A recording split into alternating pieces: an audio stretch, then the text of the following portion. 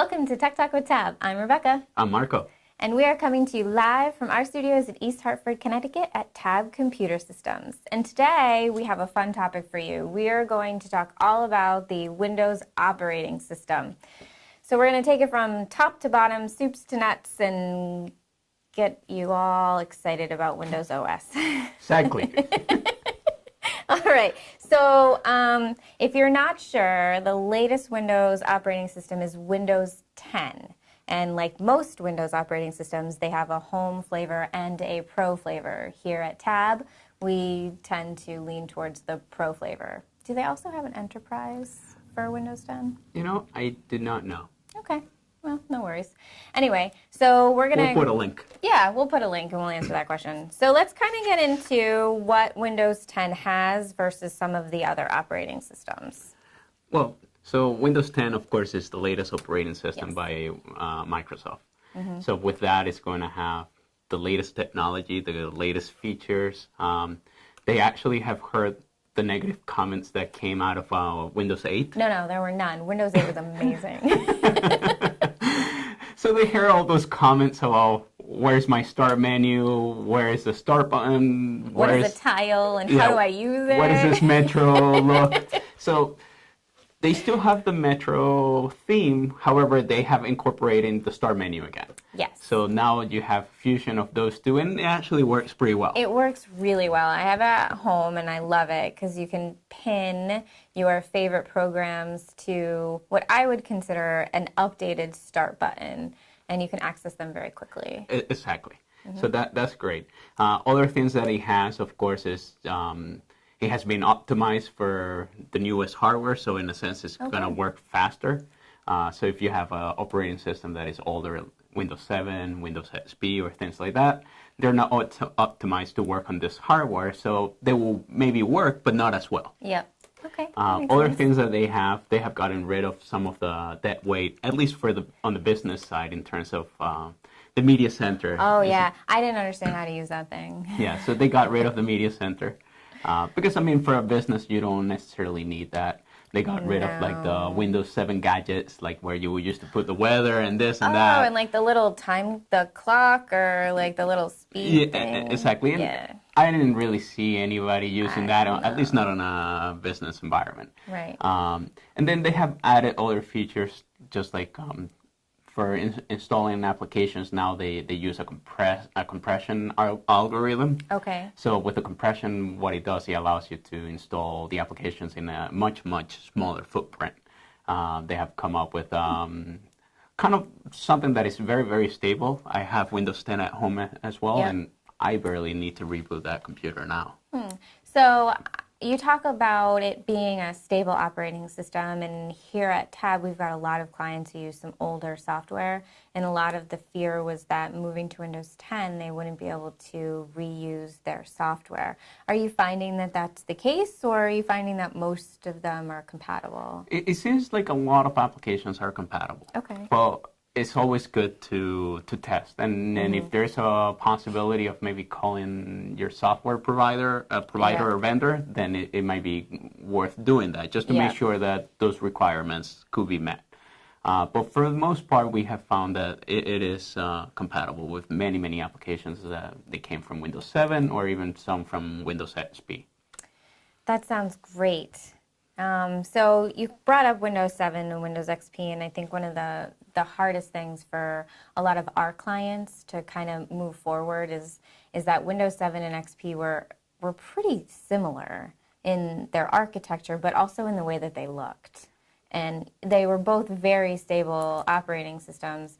But I think that, you know, a lot of our clients needed a little push to get to Windows 10, not only for a lot of the functionality and features that you mentioned, but also because both of these Windows XP and 7 are either end of life or going to be end of life. Exactly. So, first of all, it doesn't really look that different. No. It looks more polished and clean, but at the same time, you still have pretty much the same thing as before. The biggest difference is a lot of people get caught up with the Windows 8. And they still think that Windows 10 is just a continuation of Windows 8, and it's not. It's really a much greater improvement. I also find it, not to interrupt you, but I also find it a little bit easier to find like setting controls, because now you can just type in the search bar, and if you want to install a printer, you just kind of type in printer, and then your printer menu pops up, and there you go, it's installed. So, I mean, for an IT professional, it might be a little more difficult because, it's like, where's my control panel? But really, for the end user, who they make this for, it's definitely much easier, more user-friendly. In terms of what we were talking about before with end of life, for the different operating systems. So Windows XP, there's no longer any type of support for that, and that actually ended in April of 2014, so over 3 years ago.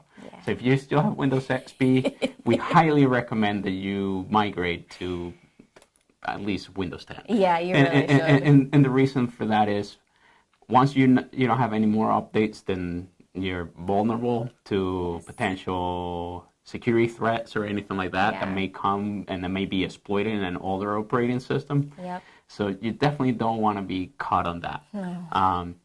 Windows 7, there's still support until 2020. Yep. But that means is if you buy a computer now from us or from anybody else, and if your life cycle for a computer is 5 years, that means that your operating system with Windows 7 is going to become obsolete before your life cycle ends. So you do not want to do that. And really, most manufacturers, and including us, we primarily sell everything is Windows 10 now. Yep. And we here at Tab sell Windows 10 Pro. So we talked a little bit about home and professional, and home is really geared towards the end user, not the business user. And so Pro, you really need to connect to your domain. So if you're out there shopping for a new PC or laptop and you see a great deal on a Windows 10 machine, make sure that if it's for a business setting, you get professional. Exactly. That is right. Yep. Awesome. So one other thing that I wanted to touch upon is that we have a lot of clients who are a little confused with what their operating system is and then what their programs are. Oh, okay. Yeah. and that's common, and I guess that's coming into play with the Office suite. Yeah. So, yes, both are from Microsoft. Yes. However, it is very different. One is your operating system, where you install all your applications, where you see your desktop, where you browse to the internet and all that. And then the other one, which is Office, is the one you have Word, Excel, PowerPoint, Outlook, and things like that. So you could have different version of Office installed in your Windows 10 machine. You could have either an older version, or you could have the latest version, which is 2016. Yes. And they will, in a sense, will work. Yeah. So in that sense, you could have an older version of Office if you have a license already and you don't want to purchase a new one. We can do that, but it could get confusing just maybe because both are from Microsoft and people have the idea, they come together as just one, but they're not. It's a separate product. Yeah, and I think a lot of times what also is happening is that we have a lot of clients who do reuse their software, and we're fine with that. But what we're seeing now is that your Office 2003 has end of life already. Yep. Office 2007, I believe, is also end of life. And 2010, I think end of life is coming, but we're starting to see, and correct me if I'm wrong, a lot of glitches between Windows 10 and Office 2010. So we are recommending our clients, to upgrade their Office if they are seeing glitches between those two operating systems. You really should be dealing with either 13 or 16 at this point. Yes. Yeah. I agree. So did you have anything else that you wanted to mention about Windows 10? Just make sure you migrate to it. I mean, it's really it's safe, for Windows. Yeah. And it's stable. It is pretty stable. Yeah. I do like it a lot, and I know many people who has it now. They're happy with it, and it's really your latest technology, and it works pretty well.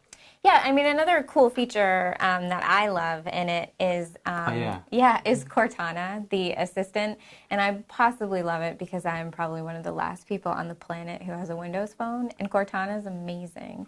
But she can also be very helpful when you set up your tiles on your Windows 10 machine in your updated start menu, kind of, again, bridging the gap between 8 and 10 and creating a very welcoming, what I think, startup menu. So you should really check it out and give it a try. If you haven't yet, don't be scared. It won't bite, I promise. But I think that that's all of the wonderful information that we have for you today. And we will be posting links below the video for end-of-life information. And we'll have a couple of screenshots for Windows 10 for you as well.